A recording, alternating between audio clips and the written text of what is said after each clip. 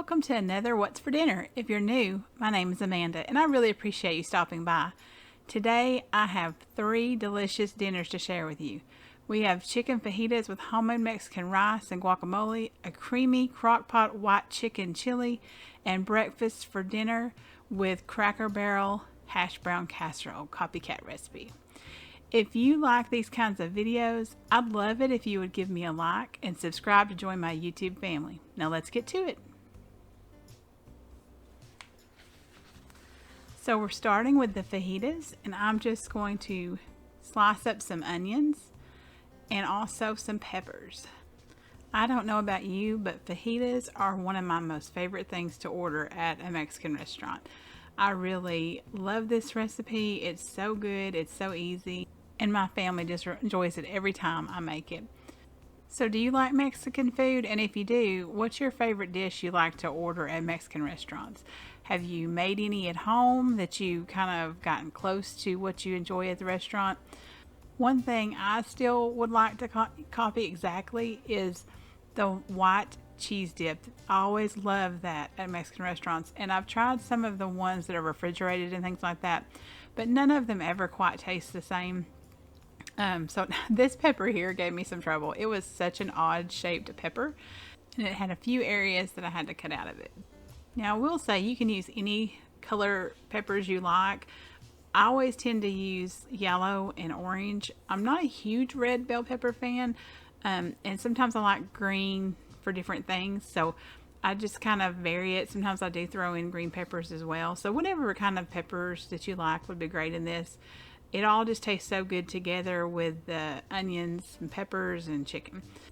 So now I'm just cutting up 3 chicken breasts. I actually probably should have made a little extra this night, but I actually split the chicken between a couple of different things. So you can just use however much chicken you feel like, will feed your family best. So in this bowl, I have the peppers and onions. I'm just drizzling some oil on there and some garlic powder. I've got some Mexican oregano starting to be put in there in just a minute. Now, I will say I don't measure any of these. I just kind of eyeball it, and I feel like that works fine. You don't really have to measure. It's just kind of what you like. And so I'm also going to add some chili powder. I also added in some Trader Joe's chili lime seasoning. That I've really been trying to find ways to use that, and I've enjoyed that in these fajitas. I'm also going to add some cumin and some onion powder. And you can always add other seasonings you might enjoy. So if there's a seasoning that you like, I actually had fajita seasoning that I'm going to use a little bit in the fajita meat, but unfortunately that was on my last little bit of that, so I didn't put in the veggies. But yeah, if you've got fajita seasoning, you could add that in here. Any kind of those, more Mexican-y food type seasonings you can add into this. So I'm just kind of squishing this around in the bowl, getting it all mixed up together so that everything gets coated with the oil and coated with the seasonings. And I've got a cast iron skillet here on medium heat, and I'm pouring a little bit of oil in there so I can saute these veggies up and get them nice and kind of that toasted on them that really just tastes so good with fajitas. So I'm just stirring these around in the pan, and then I'm going to kind of break up some of the onions. They tend to like try to stick together, so I just try to break those apart a little bit, and it just takes a little bit to kind of get those to your liking. If you like them a little more done, let them go a little longer. I still like mine a little crisp, so I try not to get them too overly done. We're now putting those cut up chicken breasts into the skillet, and I'm going to actually season those in the pan. I have marinated my chicken before, but I'll be honest with you, one time I didn't have time and we did it this way, and all of us agreed that the flavors were better when I just sprinkled it directly on the chicken. So that's what we did here. On the chicken is the Trader Joe's chili lime seasoning blend again, garlic powder, Mexican oregano, fajita seasoning, chili powder, cumin seed, and onion powder. And I'll write all these down in the description box below so that you'll have a list of them, and you can kind of go by those if you want to recreate this at home. I really feel like this is not so much of a recipe, it's more of just a method I do with it. I will have the Mexican rice that is an actual recipe, and that will be something that's really good too to serve with this. But I'm just getting this all good with that seasoning. Again, remember, I don't really salt a lot of my stuff heavily, so I did not add salt to this. So please remember to make sure you add salt to yours if you'd like that. We find that it has enough flavor with all of the seasonings and, you know, the other things we serve with it that make it flavorful enough. But I know that a lot of people might want to add salt to that. So just a reminder, just in case. And so once I get these coated with the seasoning, I'm just going to kind of stir them around, let them start browning on all sides, and get them good and kind of toasty there. Now, here I'm actually getting close to covering it with foil. I actually didn't show this part, but I'm going to just cover it with foil to let it kind of finish cooking, to make sure all of the chicken gets done everywhere. I feel like it's hard to always get every little bit done, so I like to do that. And then I'm just once the chicken got done, I'm mixing the veggies back into it, stirring that well and incorporating everything together. And then I'm going to actually just cover that and let it stay warm while I finish up the other elements of our meal.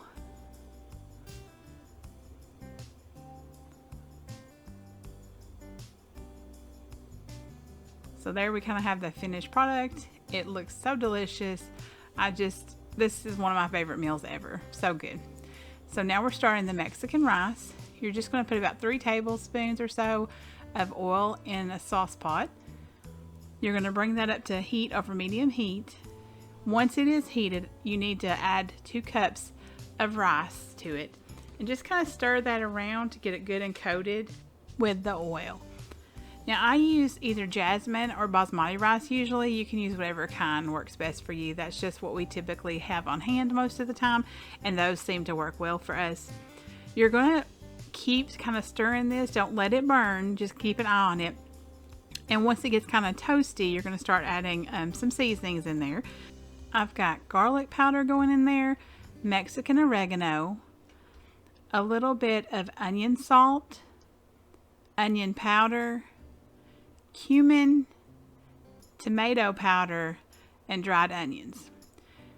My original recipe does not call for the tomato powder or the dried onions or the onion salt, but we like to add in a few different things sometimes, and this is just what we did this night, and it turned out really well.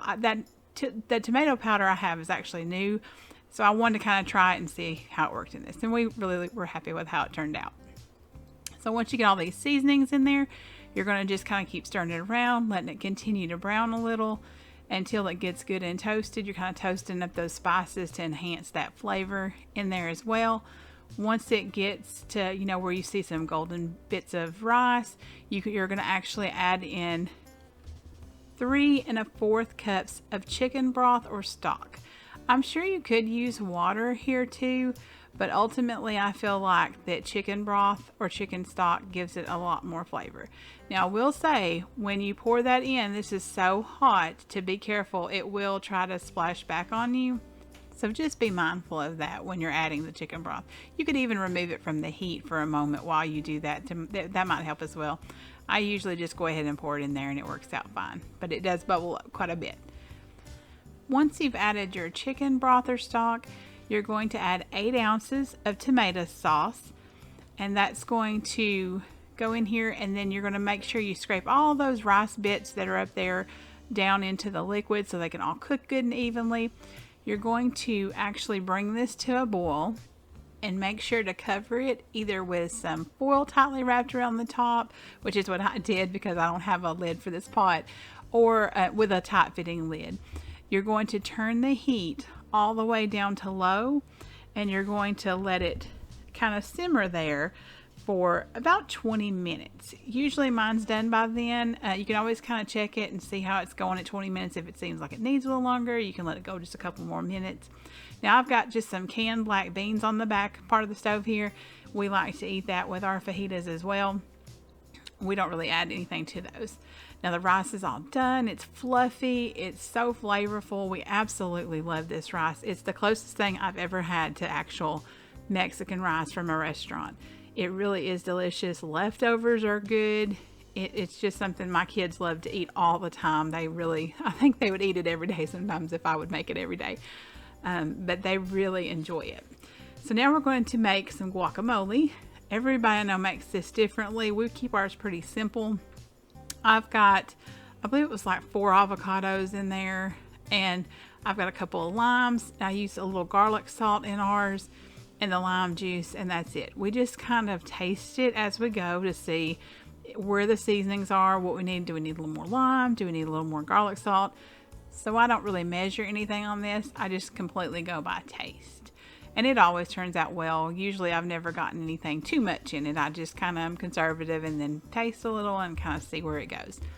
And basically you just need to get all the lime juice in there. And of course that's going to help it from browning. But I'm also going to give you another tip here in a minute that will help your guacamole to stay nice, bright and green even after it's sat over in the refrigerator overnight. Once I get this juice all in there, I'm just going to start mashing all these up and getting it to the consistency we like. We like it pretty smooth, so I don't leave large chunks or anything in there, but just do what you like. Some people like it a little more chunky. Some people add tomato, cilantro. You can do so many things, red onion, whatever you'd like to add to it. Just make it how you like it. Guacamole is good no matter what, so it's one of those things that we really enjoy. So I'm just placing it in my plasticware here, and once I get it all in here, I'm actually going to place one of the avocado pits that I used from the avocados and place it in there and then cover it a little with the guacamole. I was amazed. This really keeps it nice and green. It's the difference of night and day between not having that in there and having it in there. It was just such a neat trick. I was shocked it worked. So I highly recommend you try that because it does tend to turn brown easily. So this is our finished plate. This was my plate actually. This meal was amazing. We love this meal. It's one of our favorite meals. I highly recommend you make it. I think you really will enjoy it. So next up, we have creamy crockpot white chicken chili. Here we have the ingredients. We have 2 cans of Great Northern beans, drained and rinsed. We have some chicken broth, minced garlic, 1 yellow onion diced. I believe I added a little extra that day actually too. 1 15-ounce can of whole kernel corn drained, some cilantro, some green chilies, and some seasonings. In this bowl, we've got cayenne pepper, chili powder, oregano, cumin, and black pepper. I have 3 chicken breasts I've placed in the crock pot, and those seasonings are just going to go on top of them. And then I'm going to just place all the other ingredients in there. Now, I will say that the recipe actually said to place the chicken breast on the bottom, but I feel like it dried the chicken out a little bit. I almost think that when I make this again, I'll place the chicken not on the bottom directly like that. I think it got like too hot on the bottom, and then it dried my chicken out a little more, because typically when I've placed chicken on the top of the ingredients or in the middle or something, I haven't had that happen as much. So I'll probably actually move that chicken next time. So now I've got everything added to there. I'm adding the chicken broth on top. That calls for 24 ounces of chicken broth. Of course, you could use a little more if you want it a little more brothy. You can also just check it as it is getting cooked and kind of see if you might want to add a little more. That's kind of what I did. I actually thought it was perfect how much I added, but you could always add more if you'd like. We're going to put the lid on this, and then we're going to cook it on high for 3 to 4 hours. Now you can also cook this on low for 8 hours if you'd prefer. I feel like I tend to do most of my recipes on high just so it gets done more quickly. So I've got it already cooked here. I'm pulling out the chicken breast and just shredding those up. Once you get them all good and shredded, you're going to return them to the pot, and then you're just going to kind of stir it up and get it all mixed in together. This was actually a completely new recipe for us. So I have never made white chicken chili, but I've heard so much about it that I wanted to make it. This one calls for some cream cheese to be added to it. I know all recipes kind of do a little something different. So we're adding in 4 ounces of cream cheese. And then there's also 1/4 cup of half and half going in just a second here. Once you get these ingredients in, You're going to stir it up and kind of get it to where it can melt that cream cheese good. And you're actually going to cook it for about 15 more minutes. That way that the cream cheese gets all melty and everything gets all creamy and just really good. So it also thickens it up a little bit and just makes it that yummy chili consistency.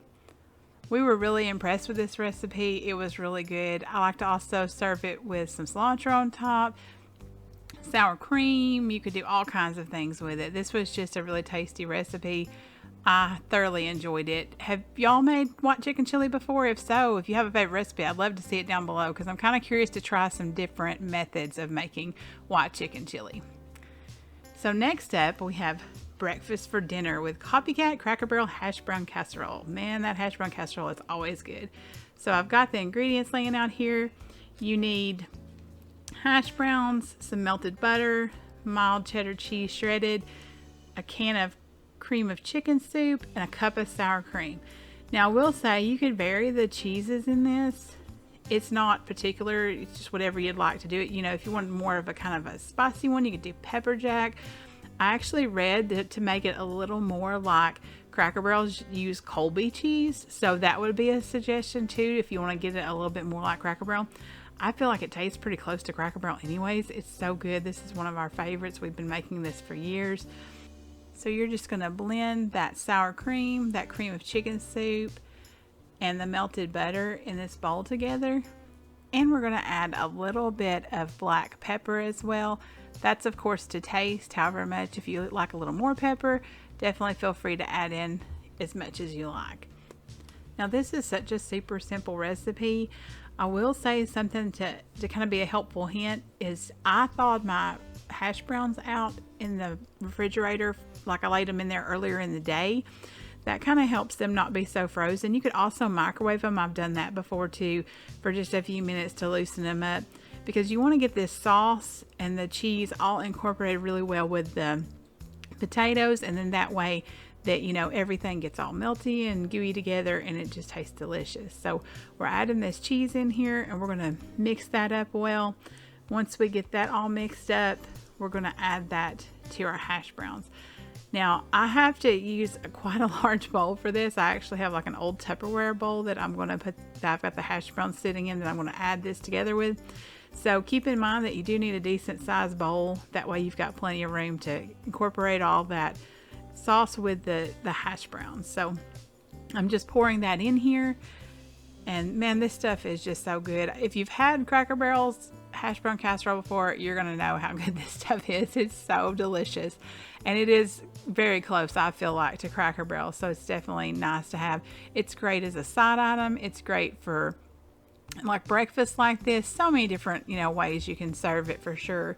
It's not just a breakfast or a lunch dinner type thing. You can use it for any of the meals. So we're just going to get this all good and incorporated the best you can. I feel like that because there's so many ingredients that kind of melt, if you don't do the best job of mixing it, you're still going to be fine. It's just get it as good as you can. That way that, you know, everything's kind of incorporated pretty well there. So I've got a baking dish here. I'm just going to spread that in the baking dish. I've preheated my oven to 350 degrees. So that's waiting on me to get this put in there so it can get all melty and gooey and baked. Once you get this in here, just press everything down. Kind of make sure it's as even as you can get it. And then it's, like I said, it's going to bake for an hour in the oven at 350. You'll know it's done when it's all bubbly and golden brown and it looks delicious, which you'll see here in just a minute. By the way, if Cracker Barrel is a place you like to eat, what's your favorite thing to get at Cracker Barrel? Let me know down in the comments below. So now we're going to make some waffles. This waffle mix is actually the mix they use at Disney, so we were really excited to try this out. I doubled the recipe. On the back it tells you to use like a cup of the mix, an egg, a couple tablespoons of butter, 5 ounces of water. So I doubled everything. So we've got 2 eggs going in here, 10 ounces of water, and you actually mix the eggs and the water together first. Then I'm adding 2 cups of the mixture, the powdered mix there, into the bowl, and I'm using fourth a cup measures, so or half a cup measure, so I'm gonna end up using 4 of those instead of 2. But once you get that in the bowl, you're just gonna mix that together well. We were so excited to try this because we love, Disney anyways, and so we, when we've been there before, we always enjoyed getting the Mickey waffles and things like that. Oh, and by the way, you're adding a little bit of melted butter in here. Like I said, that was 4 tablespoons of melted butter. You just incorporate that in here. This is a brand new waffle maker for us. We got this waffle maker. It's actually a Cuisinart, and it makes a Belgian waffle on each side, so you cook 2 at a time. So with 5 of us, that was helpful because we could make several pretty quickly. So I'm actually just kind of greasing it with a little bit of canola oil and making sure that nothing sticks on it. So I'm just filling this cup full of the waffle batter, and we're going to get that almost full, not quite all the way to the top. We were so excited to use this waffle iron since we haven't really, we're not going anywhere on vacation this year or anything like that. And so I thought this might be a way to kind of bring a little fun to us, because my kids love when we go to hotels making the waffles in the waffle maker that are made like this. So we thought this would be a great way to have a little fun and to also have a nice waffle maker. We really were impressed with how well it worked with the 2 on each, doing 1 on each side. We just, you flip that over like I just did. You sit here and fill the second side as well. It beeps to let you know when it's ready. It was perfect. We really enjoyed it. And these waffles were very delicious. I can't wait to experiment with some different mixes as well and try different ones.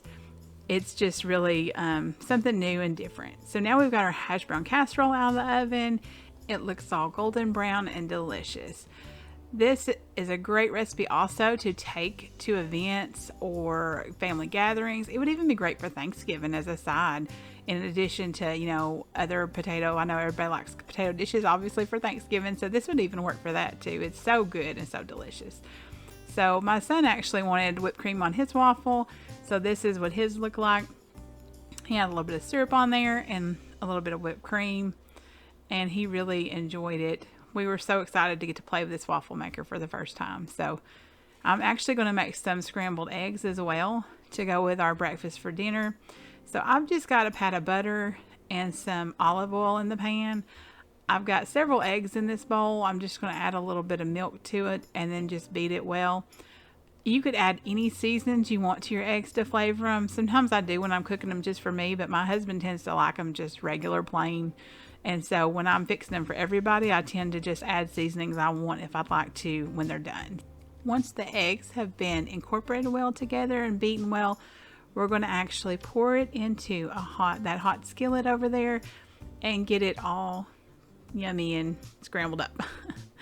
So I like to actually just take a spatula and move it around the pan and kind of scrape up the done parts at the bottom and just kind of do that slowly and get that, completely everything cooked.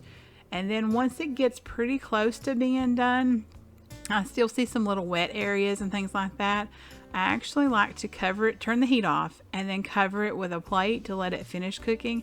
I've really found that helps keep them a little more fluffy and not so because I tend to overdo my eggs sometimes just to make sure they're done. And this kind of helps me make sure that they don't get as done, but they still get fully cooked. So that definitely helps me. Now I'm just going to fix some microwavable bacon.